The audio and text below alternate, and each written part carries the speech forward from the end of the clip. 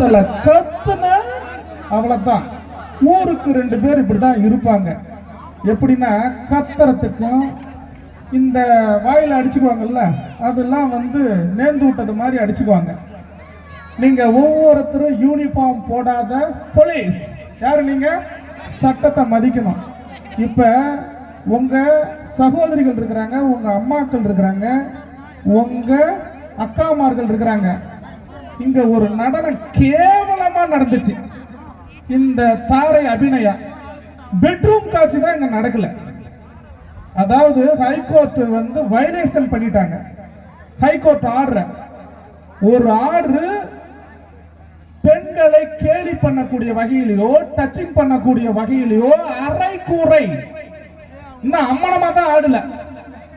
எத்தனை பெண்கள் பாக்குறாங்க இதுல? இங்க ஒரு கூட்டம், அங்க ஒரு கூட்டம், அங்க ஒரு இது. அதாவது உங்க சந்தோஷம் மற்றவர்களை கேலி கூத்தாக்க கூடாது, பெண்மைக்கு பங்கம் ஏற்படக்கூடாது, சரியா?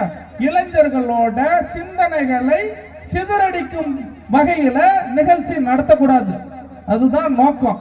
தமிழனோட பண்பாடு என்ன, பாரம்பரியம் என்ன? இளைஞர்கள் சரியா போதை பழக்கத்திற்கு அடிமையாக கூடாது. அதே போல சட்டத்தை மதிக்கணும். இன்னைக்கு சாலை விபத்துல பல பேர் போதை பழக்கத்தால உயிர் இழக்கிறாங்க. எத்தனை பெற்றோர்கள் கண்ணீர் சிந்துறாங்க.